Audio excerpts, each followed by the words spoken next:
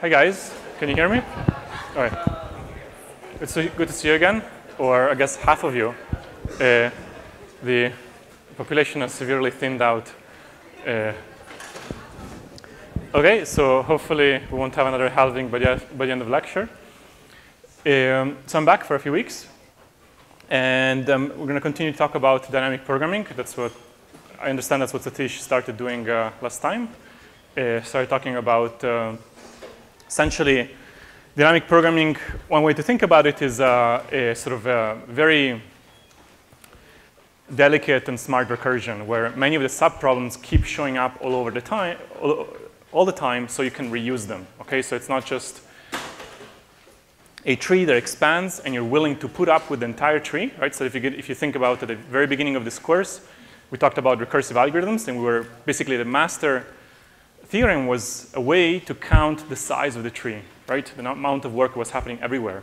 But we weren't paying particular attention to whether certain subtrees were equal to other subtrees, and we could reuse the computation occurring in those subtrees. In fact, usually it wasn't the case. So we really had to pay for the entire tree. In dynamic programming, what we're doing is, but I hear an echo a lot, right? You hear an echo? Can you hear me fine? Okay, it's fine. Dynamic programming, we also have trees, except that now these trees are really big. They're exponential size. So what we want to do is we want to look for structure, recurring subproblems that when we're exploring part of the tree, we say, aha, here's a subproblem. I already solved it earlier, okay? So I don't need to do it again, okay? So it's all about finding subproblems that we can reuse. And I think last time you saw edit distance, right? That was computing the edit distance between two words, right? And today we'll just sort of do more practice with dynamic programming. It's one of those things that kind of the more you practice, the better. There is no sort of particular sort of universal trick. It's just about building some intuition about where dynamic programming can help. Okay, so that's the plan for today. And we'll look at two classical problems. The first has to do with knapsacks, okay? So you didn't start this last time, right? So you just finished with edit distance. Okay. When I look at the knapsack problem, right, so knapsack, I think it literally means it's just like it's a bag that holds things, right? And what we want to do is we have a sort of a pile of things that we want to stash in the bag, right? And each of these have a weight or a volume, you can think about it, and the knapsack has limited capacity, right? And we want to stash the knapsack with the most valuable things from the pile subject to the capacity constraints, okay? So let's look at an example. So we have multiple items, okay? Say that in this case we have 4 items. We're just numbering them 1, 2, 3, 4 just for convenience. And each of them come with a weight and a value. Okay, so the weight, or you can think about it as volume or whatever, is just sort of how much space they take. Okay, so in this case, let's say that item 1 takes up 15 units of weight, and 2, 3, 4, 6, 7, and 8, respectively. Okay, and these weights have some values. Let's say this one is 43, this one is 18, 19, 23. Okay? So these are the things that are sitting in the pile, and our knapsack will have a certain capacity, okay? So a maximum weight that it can carry. And say, in this example, it's going to be 30. Okay, so it's, and the goal is fill your knapsack with kind of most valuable, in the most valuable way.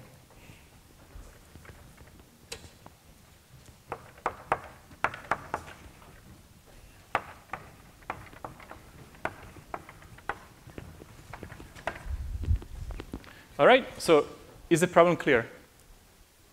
Yeah, simple combinatorial problem.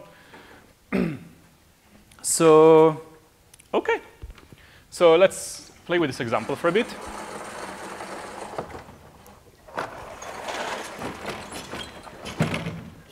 Now, so I mentioned knapsack within the context of a lecture about dynamic programming. So in a moment, we'll start using dynamic programming. However, we come on the heels of several weeks of greedy algorithms, OK? And I just wanted to mention that if you think about this problem sort of from a fresh state, there is a natural, pretty sort of reasonable greedy algorithm to apply to this problem. Anybody have any suggestions for that? Yeah. Instead of divide the value by the weight and add the bigger time. What's the ratio? Not the ratio. What's the intuition for that? So the suggestion was look at each item, look at the ratio of value to weight, OK? And pick items with the highest such ratios until sort of your knapsack is full. Why would this be a reasonable thing to do? Yeah. It maximizes the value per unit of weight. So. Right. So we have a limited capacity we can take, right? So within that limited capacity, it stands to reason that a reasonable thing to do is just pick items that have the highest ratio of value per unit of weight, right? Because we only have so many units of weight to use, OK? So let's play with that for a moment, and we'll move to dynamic programming. So one idea would be to sort of pick. So by the way, the reason that we're playing first with a non-dynamic programming solution is that actually this algorithm will show up again later in the course. And also because it's good to understand problems for different directions, right? And then we'll see how dynamic programming differs, right? So pick items according to highest ratio of value over weight. OK, so if we look at the example, we have those four items. We have a certain capacity. Let's compute the ratio for each of these, right? So what is the value? So what is the item with the highest ratio? 2, right? Because it's 18 over 6, that's 3, right? And none of the others have 3, right? Because 15 times 3 would have been 45. That's not good enough. 7 times 3 would have been 21. That's not good enough. And 8 times 3 would have been 24, right? So 2 has this 18 over 6, right? All right, so next up is whom?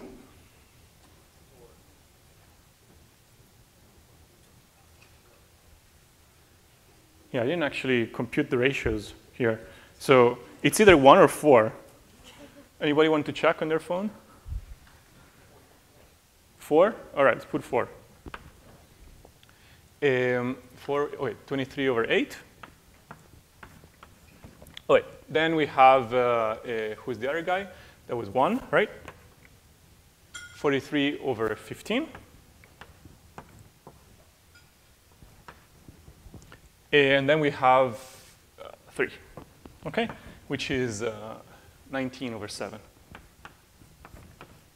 All right. So if we go in this order, kind of we want to pick them up until we can't, right? So starting with 2, we pick up how much weight? We pick up 15 units of weight. All right, so we have 15 left. So we add 4. We add 8 more units of weight. So we have how much left? You have 8 left, OK? And we pick up 1. So what is it? Sorry. No, sorry, I was sorry. 2, we start out with 8 units of weight. Sorry about that. Jesus. Wait, 6. OK, yeah, 6. Then we add 4, and that we go to 14, right? And then plus 15, we get to 29, right? 29 is less than 30, so that's good enough. 3, we cannot put it in anymore because we would get to 35, right? So with this one, we're going to get the knapsack to 4, 1, okay? Which has the weight is going to be 29, and the value is going to be the sum of the values 2, 4, and 1, which is 18 plus 23 plus 43. Okay, so that's 66 plus 18. I hope the answer here. 84. Okay. Please do check the computations and keep me honest. Okay. All right. So that is a knapsack. Okay. So that's what this algorithm gives us. Question. Let's look at another knapsack. Let's look at the knapsack 314. Okay, so what I'm doing is I'm throwing out 2, okay, and I'm putting in 3. Is that fine? Well, 2 and 3 only differ by 1 unit of weight. 3 is 1 unit heavier. We were at 29, right? And now we're at 30, right? So the weight is 30, so this is legit. Okay, it's fine. Also notice that 3 was actually at the very end, right? So 2 was actually the winner of the value over weight contest, right? And I'm taking the winner, kicking it out in favor of actually the absolute loser, right? I'm doing this change. What is the value now?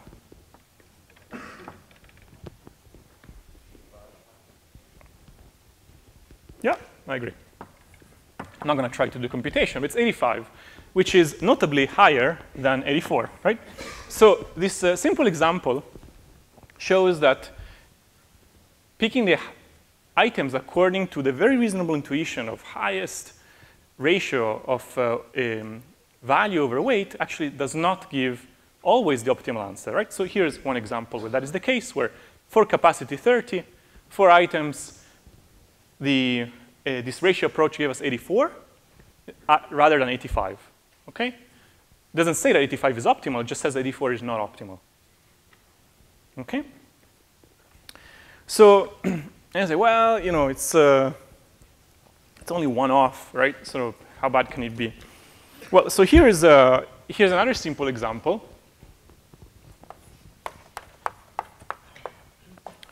of a knapsack where we're going to apply this same strategy, and we'll be off not by 1 unit of weight.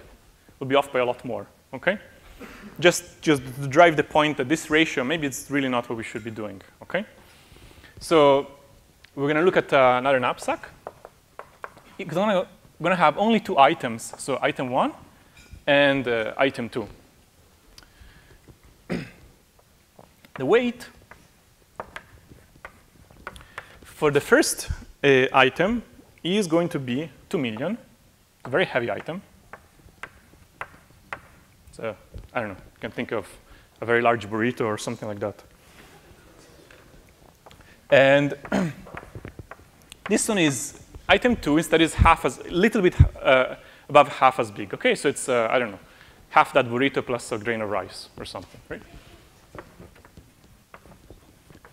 The value of the first one, okay, is going to be 1,999,999. Okay, so just a little under 2 million. And the value of the second one is going to be the same as the weight. Okay, so what's happening here? So in the capacity, I need to say the capacity is going to be precisely 2 million. Okay? Now what's happening here? Let's look at the ratios for these 2 items. So what's the ratio, say, of the second one? 1. Okay, good. What's the ratio of the first one? Less than 1, right? Okay, so what you notice here is that according to the ratio of value over weight, we would pick this one, right? Is that a good choice? No, it's not a good choice, right? It should have been better. It would have been better to pick the first one, right? How much better is the upper choice? A lot, right? We're off by a factor of 2. Right? So this is opt, right? This is what let's call it the ratio heuristic gives us. And these two are off by a factor of 2, approximately, right? So the point is that here, this example, we say, well, we're losing 1 unit. Here we're using 1,000,000 units. Okay, so we're off by a factor of 2. Well, too bad.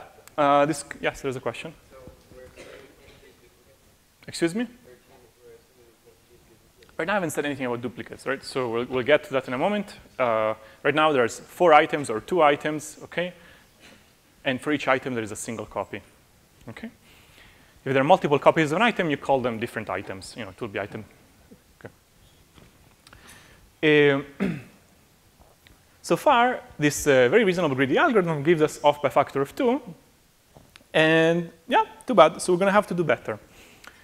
Interestingly, actually, this heuristic, we'll see later in this course, can't do worse than 2. So it's actually a non-optimal heuristic that one can prove is actually not terrible. Okay, meaning that this factor of 2 is, it will always achieve a factor of 2. Okay, so it's as bad as it gets. But for today, we want to solve things optimally. Okay, so we're going to put this heuristic aside as a reasonable guess, given as a greedy approach. And so here, kind of a conclusion is that ratio is not optimal.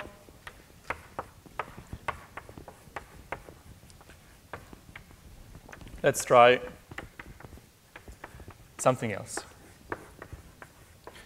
Okay, just for today, we're just gonna wanna get something optimal.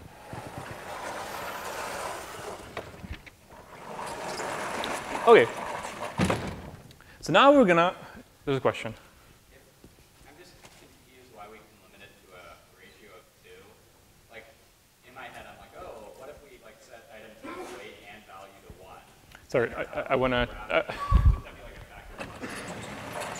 I want to change something. Sorry.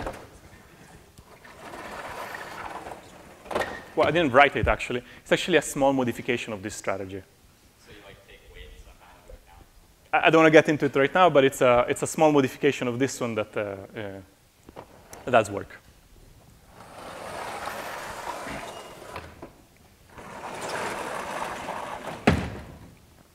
All right, so, OK. That's an knapsack problem, OK? We're going to define it formally now in a general case. And before we solve the actual knapsack problem, we're going to solve something a little bit simpler, OK? It's called knapsack, as this was brought up, with repetition, OK? So now, rather than thinking there is a pile of items, there's still going to be a pile of items, a very large pile. And so we're allowed to pick any number of copies from the same item. OK? So, for example, if I go back to the list here, OK? And I'm allowed to pick twice from the same category because there's many copies from each category. What would be a knapsack to pick? Can I beat, for example, this much? This one? Exactly. So what are the 2 items?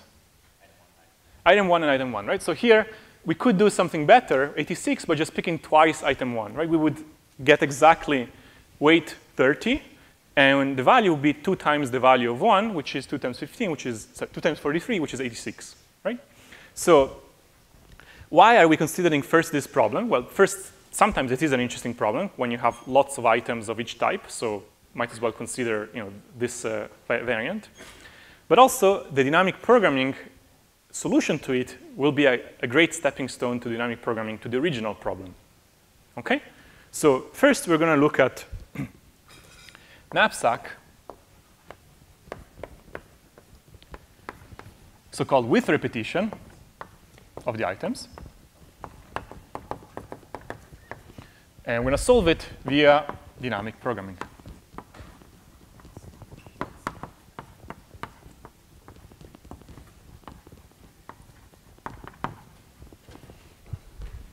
All right. So let's just specify the problem in a general form so that we have it. So the input is going to be some capacity for the knapsack. Let's call this capital W for big weight.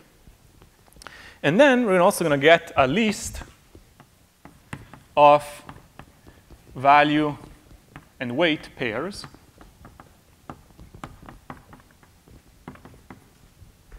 So we get V1, W1, V2, W2, and so on and so forth up to Vn, Wn, where Wi is the weight, where Wi is the weight of item I and Vi is its value. Okay? So this is the input to our problem in the general case. Do we agree? Okay. And also in the general case, our output, what is our output going to look like? What is it? Syntactically.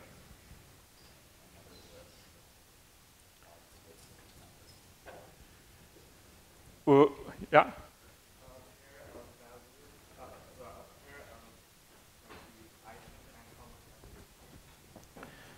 We really have to just say, we don't have to repeat things like values and weights. They're part of the input to the problem. We want to make a choice, right, of these things. So syntactically, what is a choice? Yes? List of numbers. It's a list of numbers, yes. So these numbers are, it's a list of numbers, yes, in, let's say, between 1 and n. But what kind of list of numbers is it? Yeah?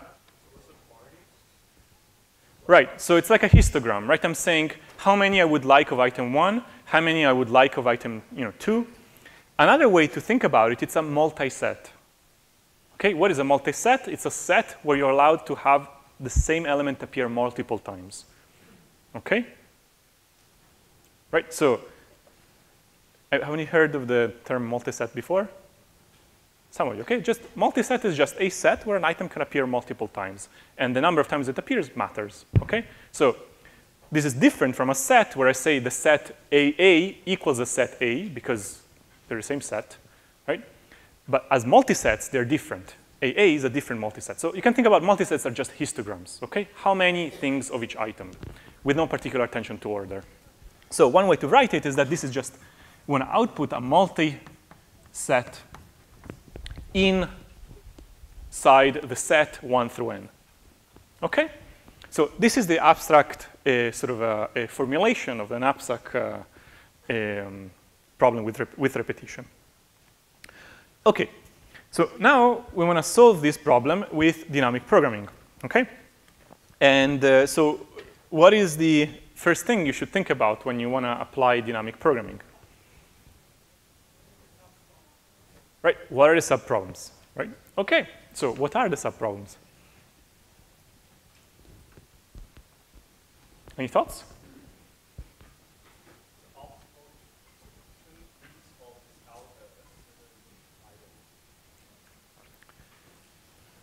With or without a certain item? Yeah, that's a good place to start. Let's define it. But so these solutions are indexed by what, right? So remember, we have to let's introduce k. Okay, so k is going to be represent our subproblem, but our subproblems are usually indexed by things, right? We have to say we're going to have to build our optimal solution a piece at a time. We want to first solve optimally certain subproblems and take solutions. Optimal solutions to those subproblems and combine them into optimal solutions to the final problem, right? So what should I index? I mean, there are many places you could start from, but yes. Like capacity. For example, capacity, right? Why is that a reasonable thing to index over? Because suppose I were to look at a special case where the capacity is, say, 0, right? What do? You output the empty set, right? That wasn't such a hard problem to solve, right? Okay, maybe it's a bit too degenerate. Let's set the capacity to be 1, right? Probably you can solve it, right? You just look over the things that fit in 1 and you just pick the largest, okay? So this is just to to demonstrate that as capacity becomes smaller, the problem becomes easier, right? So at a high level, we want to sort of leverage knapsack problems solved over smaller capacities in order to solve the knapsack problem over larger capacities. Was that clear? Right? Somehow, as the capacity goes to 0, the hardness of the problem becomes simpler and simpler. Okay, so that's kind of a direction in which you want to move. So let's say we have a certain capacity here, little w. It's just a guess, right? Maybe there's other. Maybe we're going to have to add other parameters to the subproblem parameterization. But let's start with something, right? Suppose that I wanted to solve a knapsack with repetition, okay, of a certain capacity, little w. We want to somehow involve a case invoked on something smaller, right? Because inductively, I should have solved them already optimally, right? So I want to optimally solve a knapsack with capacity little w. How can I rely on optimal solution to smaller knapsacks? Yeah. Kind of like you choose to take an item when you don't. So you do like knapsack of little w minus say w1 plus, or if you take like the best option, right? You want to compute the knapsack of w minus w1, w minus w2, Yeah. and so on. And then pick the best of those. Almost. Let me take that one as a suggestion, and then we're going to fix it, OK? So if I interpret the suggestion correctly, it was, let's take the maximum over I going from 1 to n. Why I going from 1 to n? Because we're going over the items of k of w minus wi, right? Because we're saying, suppose that I were to pick either item 1 or item 2 or item 3, right? This would give me a subproblem where I have lost that much capacity. If I have solved this problem optimally, maybe I've solved this problem optimally. I think there's something missing here, right? So are we, yeah? Yeah, I mean, I picked an item. I should get paid for it, right? So I need to add vi, right? So I'm saying either pick item 1, right? In which case, I gain v1. And then certainly, I'm now down to a problem, which is w minus w1. Which knapsack do I want to complete this to an optimal solution? Well, the optimal one from there onwards, right? Let's say, maybe, OK, maybe item 1 was not the best choice. So let's try item 2, right? This will bring me down to w minus w2. I pick the best choice for that, and I also get v2 sort of in return, right? And these are really all the options, right? Now, notice that because I'm doing this knapsack with repetition, in the subproblem, I don't need to remember that I already picked item 1 or item 2 or item 3, right? There's an infinite number of each items. OK, so in the subproblems, I don't need to pass the information of my choice. I claim that this actually works. Questions? Are we convinced that this one will give you the optimal knapsack for capacity W? Yes? How could it occur is not offset capacity? There is not what, sorry? It's still in the capacity because we didn't know if we add VI and we can capacity. So are you worried on the upper above the capacity or below 0? Above capacity. Well, suppose for a moment that we are convinced that this gives the optimal solution for capacity little w, then what I want is the answer of k given as input capital W, right? And that is the one that I care about. And this one will rely on smaller capacities, okay? Now, there's a couple of technicalities here I need to make sure of, right? So first, I need to start off my, I need to make sure that I never invoke this one on negative capacities, right? Because if this one goes negative, I shouldn't have the privilege of getting some value for it, because it doesn't make sense, right? So here, really, I should modify and say that we're only considering things such that W is at least Wi. Right? At every recursion, I should only make choices that make sense, right? That's one thing. Another thing is I should start off by saying that at the very bottom, K0 is 0, right? Just to start something. Right? And more generally, anything above 0 where you cannot fit anything specific from the items is still 0, right? All right. But before we get to the algorithm, are we fine with the fact that this sort of way of constructing an optimal solution for W as a function of optimal solutions for things less than W makes sense? Yeah. So when you say K is 0, you mean K of n set? And this is not a set. Neither is this. This is an integer that denotes the capacity of my knapsack. So K of 0 says that I have a very, very small knapsack. It has capacity 0. Therefore, the optimal solution for it will be picking the empty set, which has value 0. This one is saying I have a knapsack that has capacity W. Okay? And the optimal value for a knapsack of capacity W is precisely this expression. You take smaller knapsacks for all possible options of either including at the last step any of the items, and you compare sort of what gives you the best option at the last minute, okay? In the last choice. And previously, there were already optimal choices for those capacities, right? Again, because I have repetition, I don't care which items participated in achieving optimality in the sub-choices. Yes?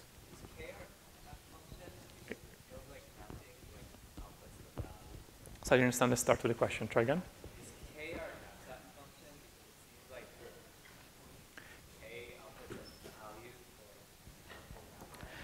Good question. The question is K outputting a knapsack? No. K is outputting the value of the knapsack. And this is analogous to when we were studying, say, shortest paths, okay? In that, you say, oh, we're looking for the shortest path. But wait, you just tell me the length of the shortest path. I wanted the actual shortest path, right? The way you do it is you leave breadcrumbs in your algorithm, like these pointers that you can sort of go back and follow. And once you find the optimal distance, it is because you have left breadcrumbs, you can recover an actual path that achieves that distance. Similarly, in dynamic programming, you have this thing Satish talked about, this underlying DAG, right? Did he talk about this? Yeah, he did, right? So there is this underlying DAG, right, of sub-problems that I'm exploring, right? And at some point, I achieve a certain optimal solution. I can look at the path that I've taken to get there, and that will tell me the solution to the problem. In particular, it will reveal the actual knapsack that satisfies that capacity. Good question. Okay, so let's talk briefly about the running time of this algorithm, okay? Well, it's not an algorithm yet. It's almost. By the time you write a recursion, it's almost an algorithm. Let's just write the algorithm explicitly, just so that we're convinced that there is an algorithm. So the algorithm that sort of is implied by the recursion, you say, OK, set K of 0 to be 0. And then for I, or rather for little w, going from 1 to big W, we're going to now literally compute this expression.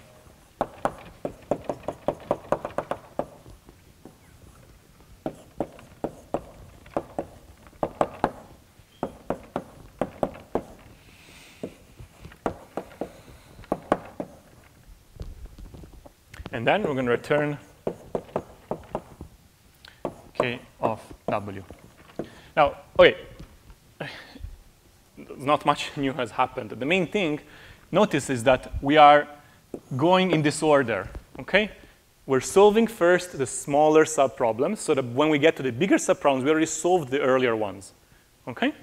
That's the main thing of this algorithm, yeah? Does this assume weights are all integer values? Why would I be assuming that? Because, I mean, what if there were like objects of weight like 0.87 or something for that class problem? Ah, okay, sorry for this part. I don't think so. I think that that would be fine. Like, we're not assuming here that I'm exactly matching. Probably, to make that literally work, I probably need to set other things to 0. Like anything that, you cannot fit anything, just set it to 0, right? And the other things will be implied. So given that this is the case, what is the running time?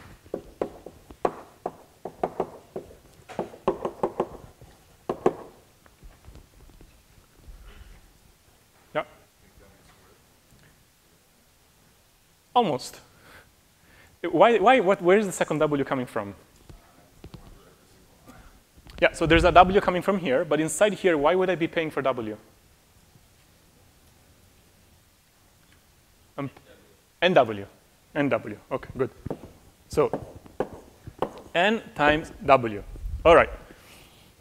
Okay, is that a good time?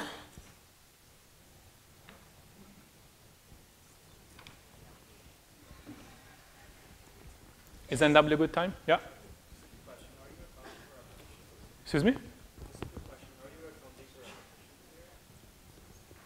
All of this stuff, these last 3 words, are all about with repetitions. We'll discuss without repetitions in a moment. Is the running time NW good?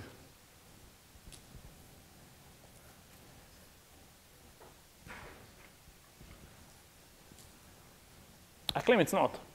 Why is it not? Why is it not a good running time? Oh, it's unfortunate, but yeah, I claim it's not a good running time. Yeah. So can N be. You're getting the right point. I mean, I wrote W as a big letter, but maybe N is bigger, right? So, yeah.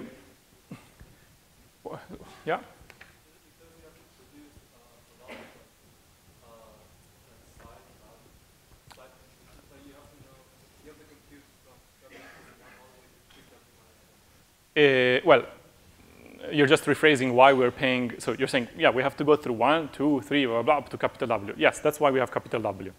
But why is paying for capital W a bad thing?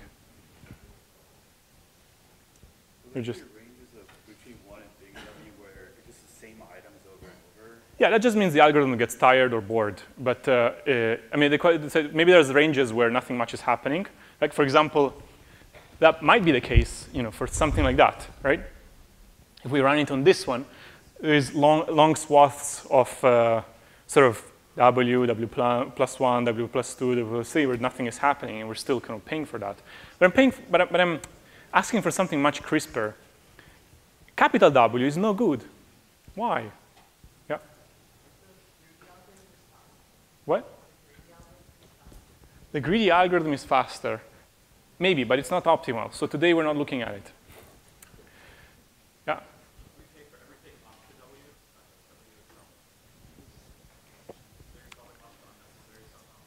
Not quite. I'm looking for something asymptotic. Yeah, back there. W isn't polynomial, okay? Now, look at this. I am given these inputs, okay? This is the input to my problem. Now, what is our gold standard for something to be efficient? Polynomial in the input size, right? So what we want is poly in the input size. What is the input size now? I mean, roughly. N, but more, okay? N? How many bits does it take to represent capital W? Log W, right? I mean, unless you encode it in unary or something, some stupid basis, right? But like in binary, it would be n and log w. But look, here, we're paying exponentially in it. OK? So namely, even an integer that can be represented, I don't know, in like 300 bits, it's not a lot, right? It's this much, right? That's 300 bits. You can write them, right? But the integer represented to it will have 2 to the 300 potentially size, right? Do we want to pay for size 2 to the 300? Hell no, right? So the point is that you want to sort of follow your input size. That's what efficiency is, right? And the point is that this is something called kind of not really polynomial time, but weakly polynomial, which is it's like a complement to the algorithm, right? It's not really polynomial. And in fact, it's not surprising because we'll see later in the course that this problem is so-called NP-complete, okay? Solving knapsacks in time that is polynomial in n and log w is not something that we believe is possible, okay? Yet this algorithm does something interesting, just much slower than that, okay? N times w. Clearly, if w is not big, then it's not a big deal that you pay for w. But if it is big, then it is a big deal, okay? All right. Okay, so now we're going to move to a knapsack without repetition. Are there questions so far? Yeah? So you're saying that runtime is no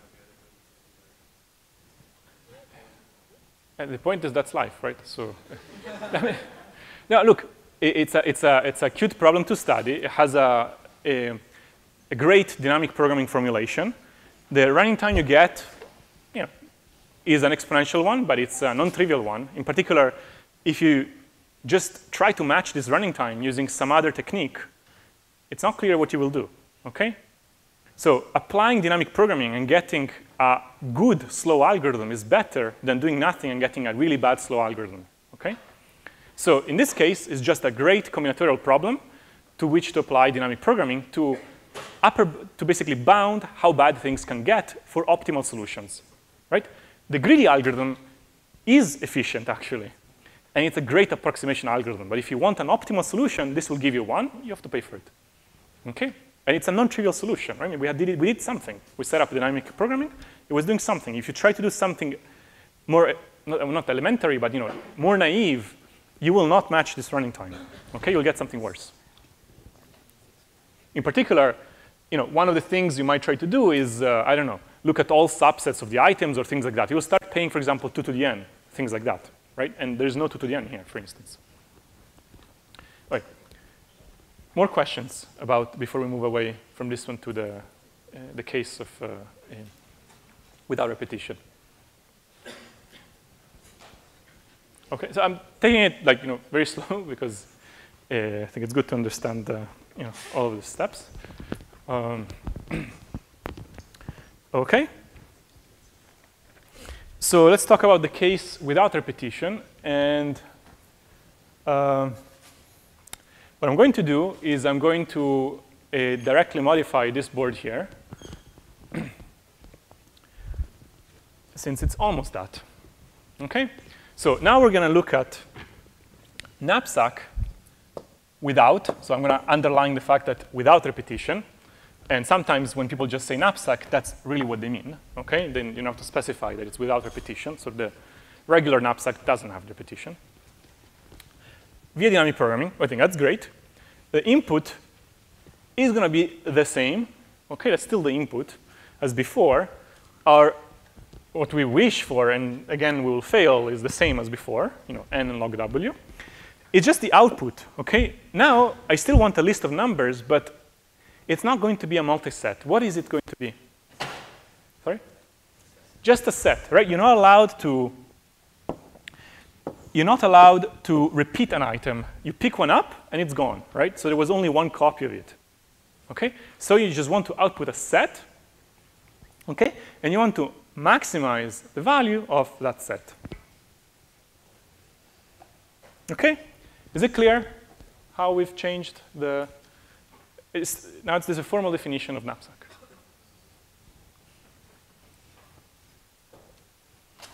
OK.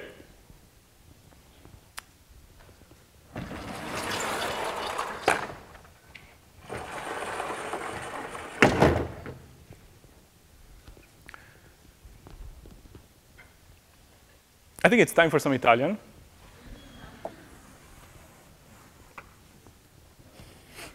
Since you talked about edit distance last week, let's look at two very close words. One is piazza. Is that a software, or where does it come from? Yeah, piazza is actually town square. I guess that's why the company decided to call it piazza. It's just one place where you go and chat, right? And it is, what is the edit distance to pizza?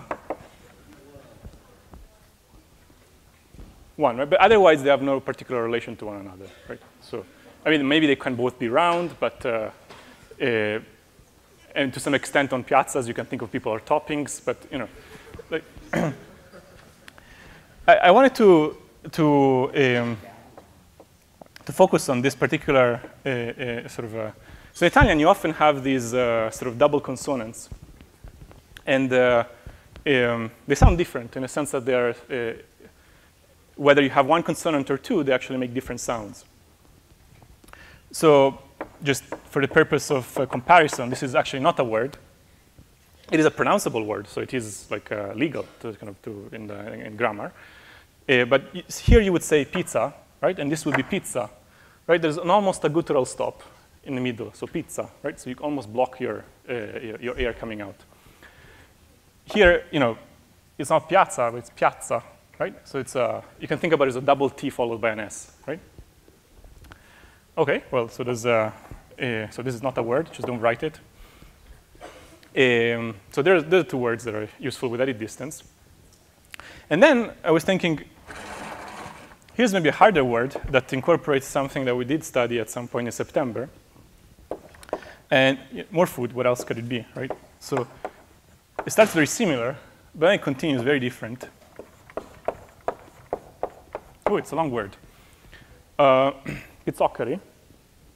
So do you remember, right, we saw the CH before, right? Which is, what sound? K, right? And now there's even a C, another C in front, right? And it just never end, right?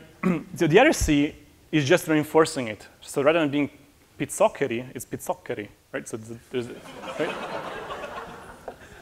Right? So it's double consonant in both. So what are these things? These things, so I grew up in the mountains. Here's mountain food. It's, I guess, it's, what is it? Yeah, some pasta with cheese, potatoes, and chard. Very tasty, but very heavy. You probably don't see it much abroad because a lot of the Italian culture brought abroad was actually brought from the south. A lot of emigration from the south, so a lot of the Italian-American food comes from Sicily and Calabria, and so they place in the south. It's actually near where I grew up in the mountains, in the border with Switzerland. It's very tasty, but so you can see here, both the double C, and the CH thing. Maybe another place where you find double Z that is interesting is in a word that shows up all the time. How do you pronounce this one? So the J is actually a big trap.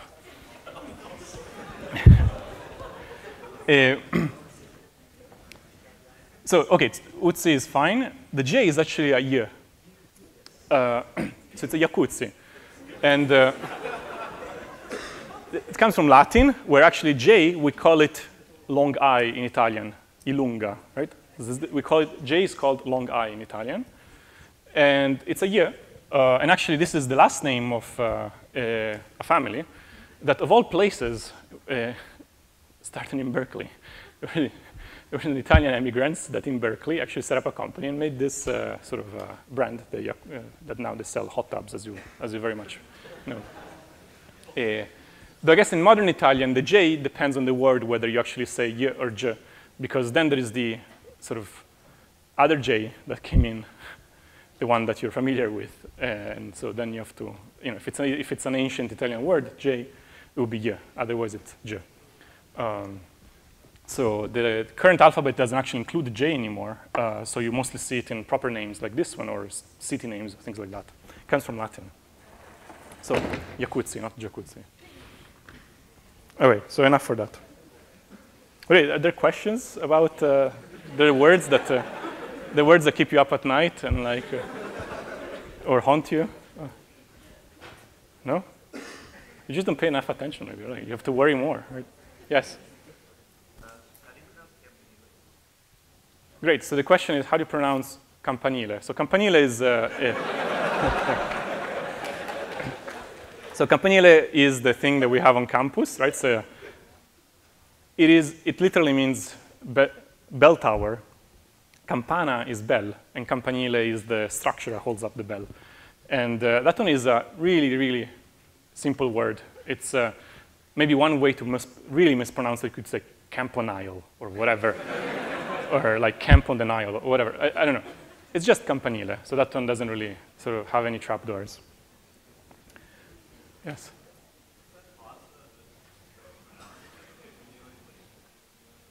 The pasta that you pronounce like campanile? Maybe carbonara? Huh? You can, if you send it to the TAs, they will send it to me, and then I can bring it up next time. Yes? Favorite pasta? Yeah, I really like pesto a lot. The green sort of thing from pine nuts and then basil. So it's a great sauce to put in pasta. Then the shape of the pasta, I don't care too much. Okay, so let's go back to knapsack. Okay, so without repetition, okay? So let's go to our subproblem. And this is something that worked before. Maybe it works again, right? It's good to try to recycle.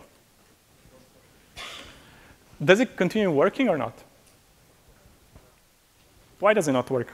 I agree it doesn't work. Why does it not work? Yeah. Yeah, go. Yeah, I have to remember, right? So suppose, for the sake of argument, that for a particular W that I plug in, it happens to be the case that 1 is the one that gives me sort of, is really the best choice here, right? Now I go in the subproblem, and 1's gone, right? So how does the poor subproblem know that 1 is gone, right? So intuitively, this happens often in dynamic programming. When you impose more structure on the problem, more constraints, sometimes this reflects into having to remember more things. Okay, so here, we're remembering the capacity that we're trying to solve. But now we have to somehow let subproblems know what happened in our earlier decisions, and so on and so forth. Like they have to let their own subproblems know and until we sort of get to the bottom. So, okay, a catastrophic choice would be to say, let's remember the subset that we picked so far. Okay? It says, this is the best knapsack with capacity W for a certain set of items out of the n. Right? Clearly, as this set tends to the empty set, the problem becomes simpler. And we want to solve, in the end, we would want to kind of return kind of this, right? Capital W and all of the items. However, this is not such a good choice because there are many subsets, right? We will probably end up somewhere paying for 2 to the n. Okay? So typically, you want to try to be kind of stingy with the parameters you introduce in your subproblems. You want it to be kind of as laconic as possible, because the fewer options there are, the better. So what is something that lies in between remembering the whole subset and remembering nothing? I claim there's something in between that we could use that is actually not so bad.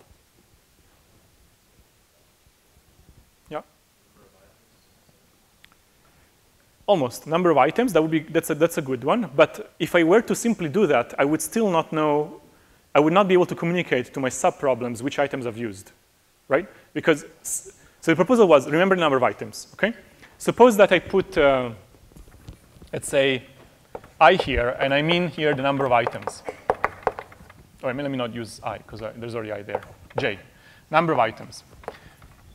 Now, when I go to the subproblems, presumably I will sort of have to invoke j minus 1, right?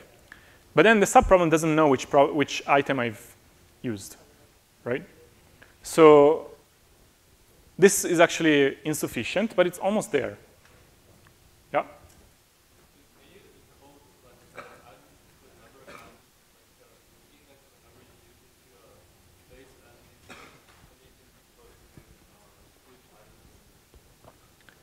Encode, so it sounds like very sophisticated.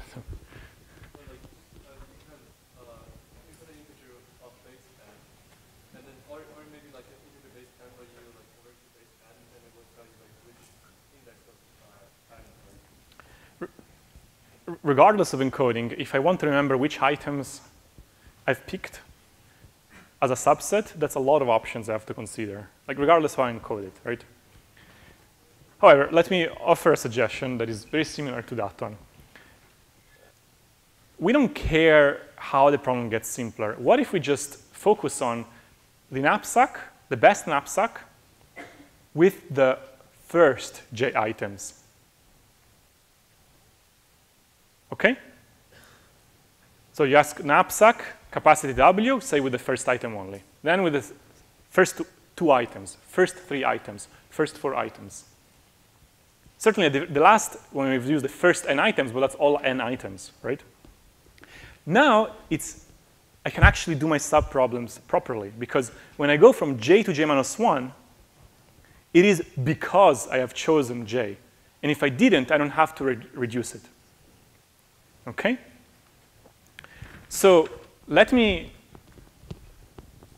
together try to do that. Okay? So the proposal is, instead of being number of items, we're going to be with the first j items. So I'm saying, forget all the possible subsets. Let's just try to solve a prefix of the knapsack. Okay? Now, let's see. Now, I shouldn't really look at all the items now, right? So I want to move from solving prefix j to prefix j minus 1, right? So really, my choice right now is not between all possible items. Is either I pick j or I don't pick j. So this max here for I going from 1 to n goes away. Okay? So I'm going to erase this. Okay? So it goes away. And now we are saying, look, we have a knapsack of capacity W on the first j items. Presumably, we want to somewhere invoke subproblems. I claim there are only 2 cases that we have to consider. What are these 2 cases?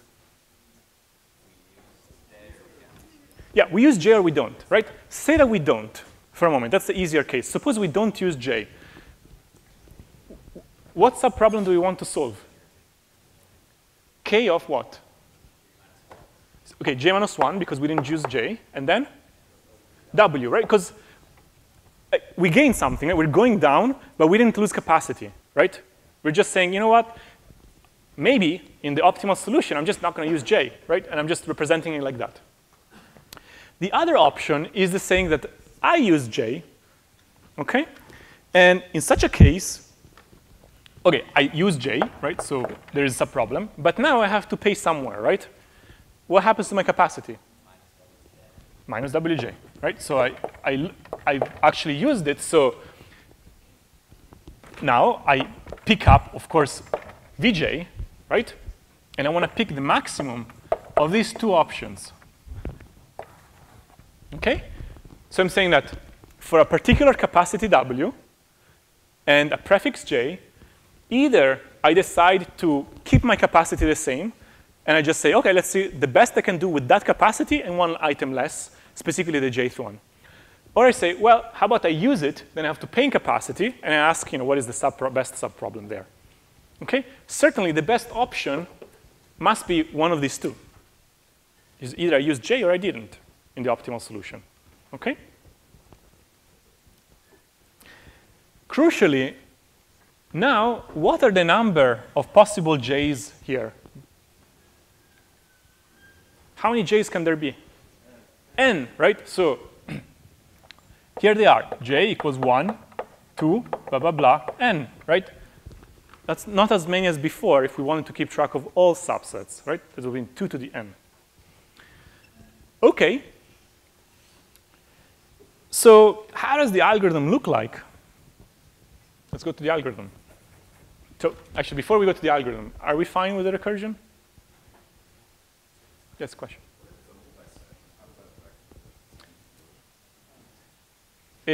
Well, we solved it earlier, the multi-set option, right? So if we had repetition, then we didn't care whether I picked an item or not, right? Now we have only a single copy of each item. Of course, if you have a setting where a certain item doesn't appear infinitely often, it appears 3 times, then just make 3 items, all of them the same weight and the same value, right? OK. All right, so let's look at the algorithm that is this is kind of the end of the creative part. Then the algorithm is somehow mechanically derived from it.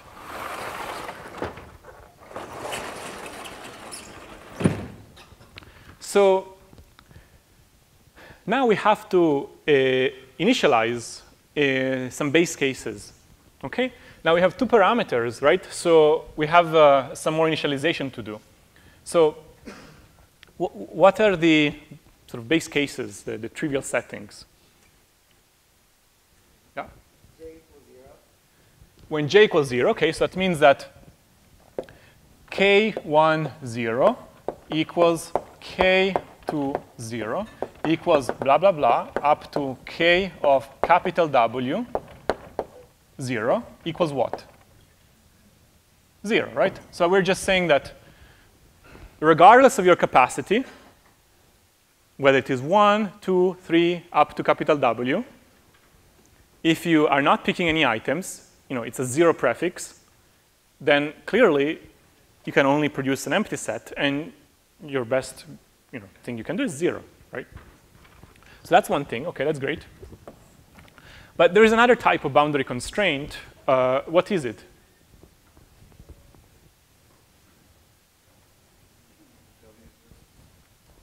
Yeah? Yeah, W equals 0. And the other coordinate, whatever, right? K0j for any j equals also 0. OK? This is just good sanity checks. OK? This is just saying, whatever prefix you want to look at, if you have no capacity, well, there's nothing you can do anyways, right? So just set it to 0. OK, fine. Then we have to eventually, sorry, there's something I need to fix up there. So what we want is K of capital W and N, OK?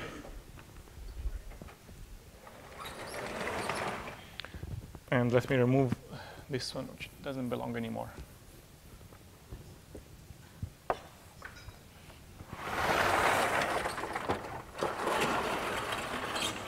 All right, so we want is capital WN, right? So it means that we have to have solved already subproblems for smaller w and smaller n, OK?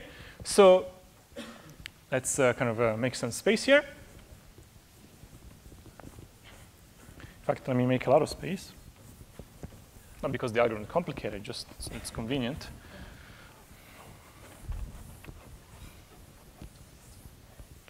All right.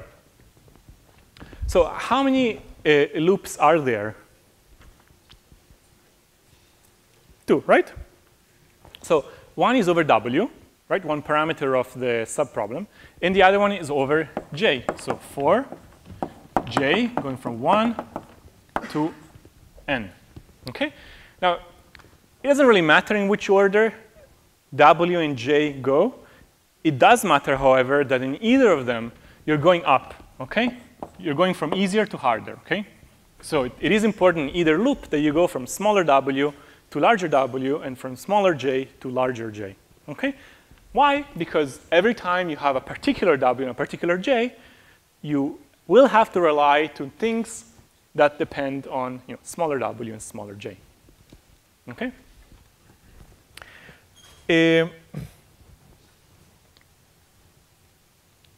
And actually, I want to change these loops. Sorry. It does matter because of that. Sorry, there's a small subtle point. Sometimes we want the same w, but a smaller j. Right? So it means that we should have solved.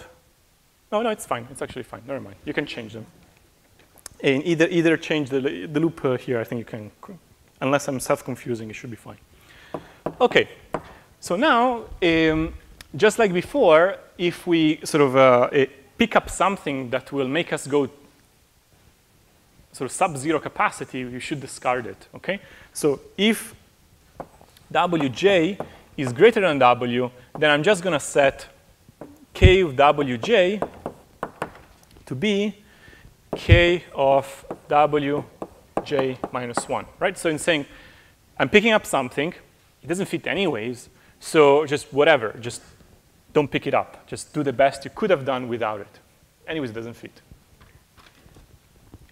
Otherwise, if wj is no bigger than w, then we have this case that we wrote up there.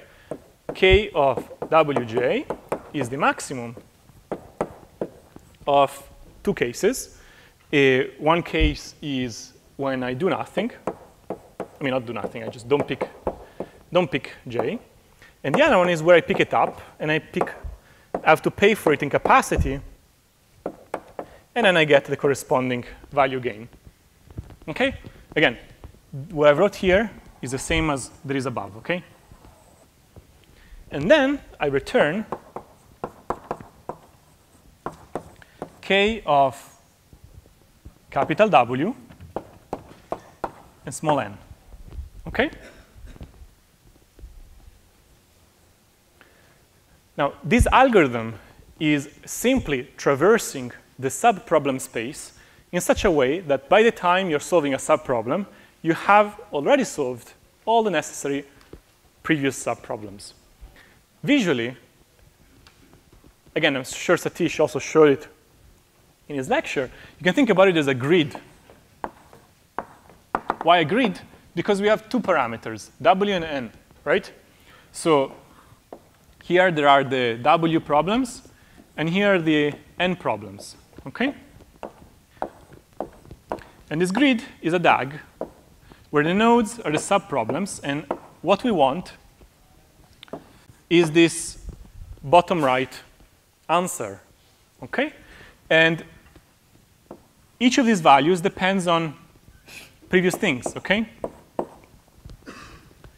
And we are solving.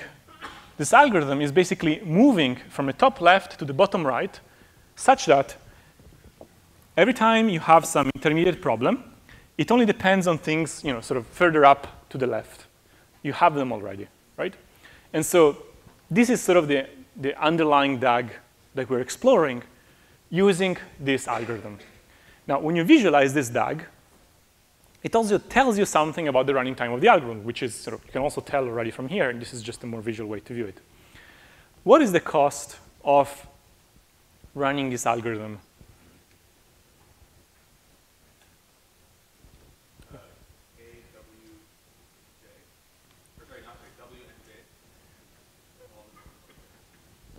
But J is not really like an input to the problem, right? So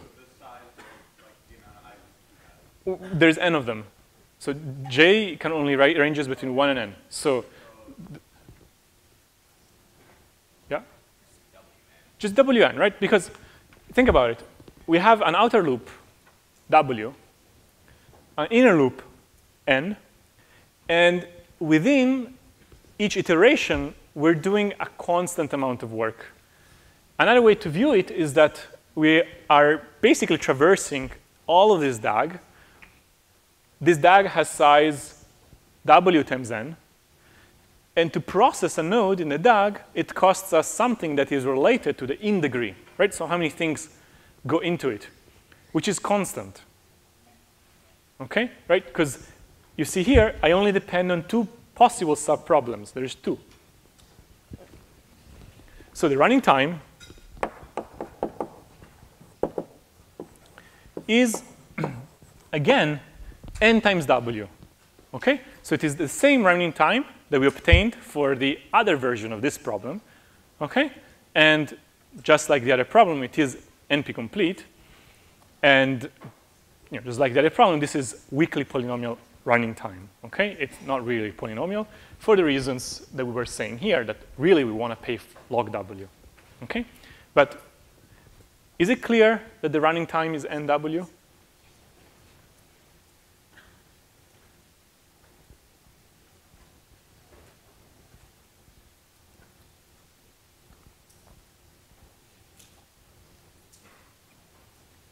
Okay. The visualization of the problems that we are exploring, is it also clear? Is this picture making sense? The nodes in the graph represent particular subproblems.